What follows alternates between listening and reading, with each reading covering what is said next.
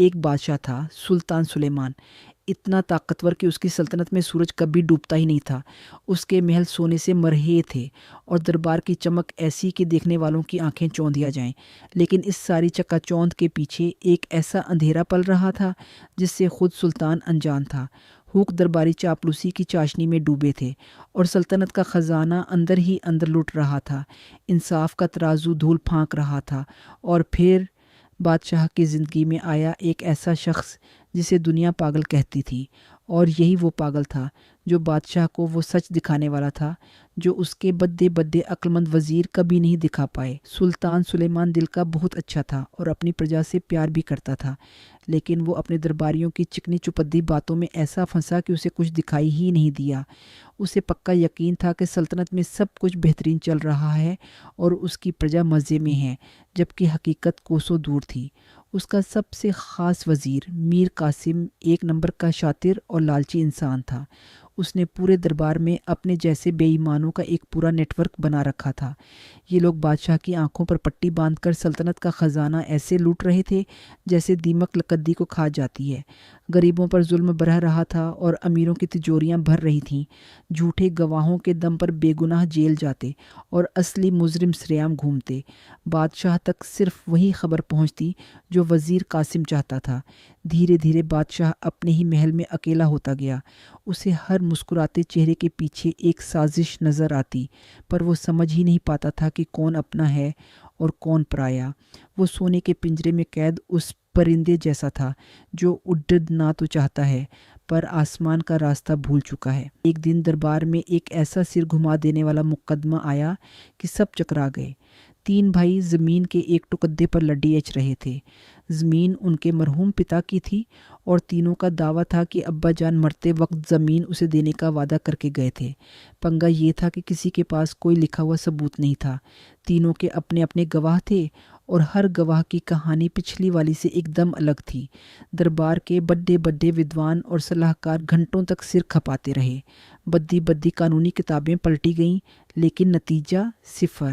ہر کوئی کنفیوز تھا۔ وزیر میر قاسم اور اس کے چمچے من ہی من مسکرا رہے تھے۔ وہ جانتے تھے کہ یہ معاملہ سلجھ ہی نہیں سکتا اور اس سے بادشاہ کی قابلیت پر سوال اٹھیں گے جو وہ چاہتے تھے۔ سلطان سلیمان کا چہرہ لٹک گیا۔ اسے پہلی بار لگا کہ وہ کتنا لاچار ہے۔ اس نے بھاری دل سے دربار اگلے دن کے لیے ٹال دیا۔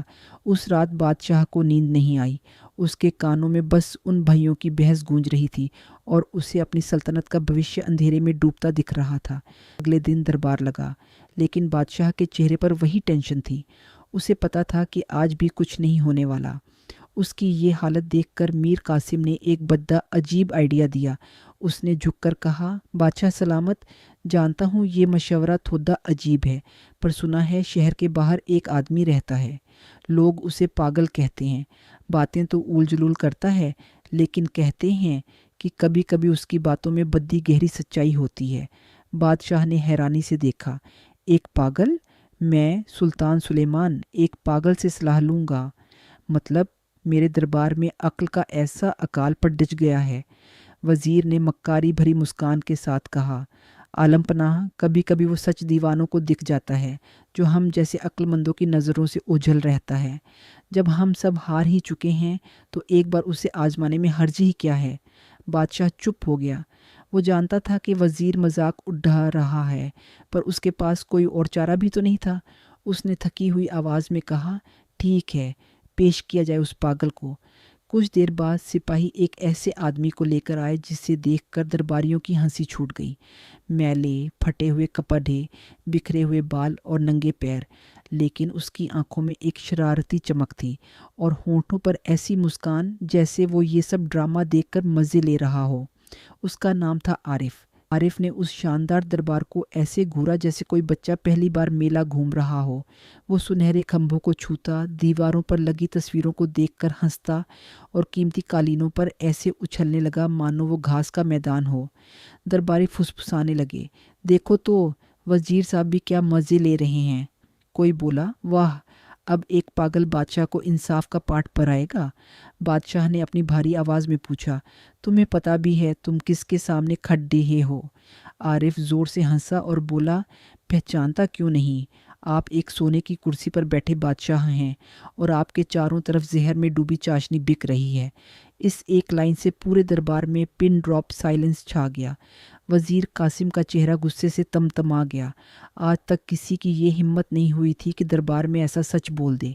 سلطان سلیمان بھی چونک گیا۔ غصہ تو آیا، لیکن عارف کی آنکھوں میں اسے ڈر نہیں بلکہ ایک عجیب سی معصومیت دکھی۔ اس نے سپاہیوں کو رکنے کا اشارہ کیا اور معاملے کو آگے بڑھانے کو کہا۔ تینوں بھائیوں کو پھر سے پیش کیا گیا۔ انہوں نے اپنی کہانی پھر سے رٹ دی۔ عارف، جو اب تک ایک کونے میں زمین پر لکیریں کھینچ رہا تھا، بدے غور سے سب سن رہا تھا۔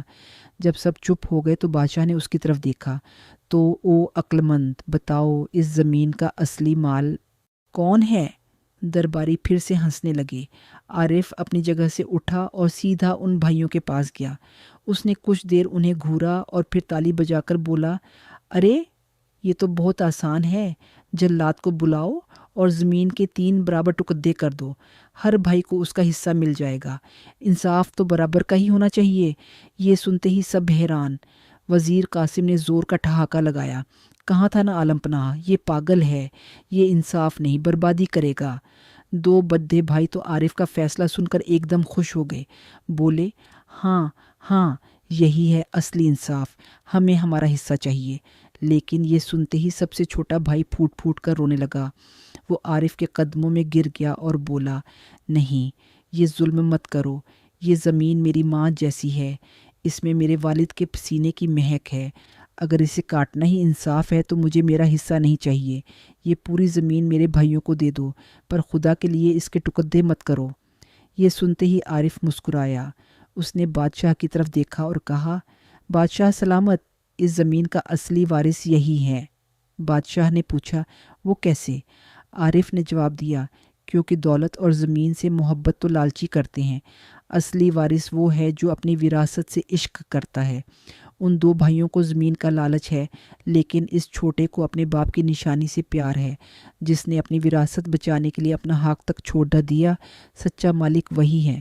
یہ سن کر سلطان سلیمان کی جیسے آنکھیں کھل گئیں۔ درباریوں کے سر شرم سے جھک گئے۔ بادشاہ نے وہ زمین چھوٹے بھائی کو سونپ دی اور بدھے بھائیوں کو ان کے لالچ کی سزا دی۔ اس دن سلطان کو پہلی بار سمجھ آیا کہ عقلداری اور پگڈی میں نہیں بلکہ صاف دل اور سچی نیت میں ہوتی ہے۔ واقعے کے بعد عارف پر بادشاہ کا بھروسہ بڑھ گیا۔ یہ بات وزیر قاسم کو ہضم نہیں ہو رہی تھی۔ کچھ دن بعد ایک اور گمبھیر معاملہ آیا۔ سلطنت کے ایک بہت ہی وفادار سیناپتی پر دشمن سے ہاتھ ملانے کا الزام لگا۔ سارے ثبوت اس کے خلاف تھے۔ گواہوں نے قسم کھا کر کہا کہ انہوں نے سیناپتی کو دشمن کے جاسوسوں سے ملتے دیکھا ہے۔ بادشاہ کو بدھا دکھ ہوا، کیونکہ وہ سیناپتی سالوں سے وفاداری سے سلطنت کی سیوا کر رہا تھا۔ معاملہ عارف کے سامنے آیا۔ عارف نے سارے گواہوں کو ایک لائن میں کھڑا کیا، پر ان سے ایک سوال تک نہیں پوچھا۔ بجائے اس کے اس نے ایک کہانی سنانی شروع کر دی۔ وہ بولا، ایک مالی تھا جسے اپنے باغ کے پھولوں سے جان سے زیادہ پیار تھا۔ ایک دن باغ کی رکھوالی کرنے والے کتے پر ہی پھول چرانے کا الزام لگ گیا۔ سب نے کہا کہ کتا غدار ہے، پر مالی جانتا تھا کہ اس کا کتا ایسا کر ہی نہیں سکتا۔ اس نے چور کو پکڑنے کے لیے رات بھر پہرا دیا، اور جانتے ہو چور کون نکلا؟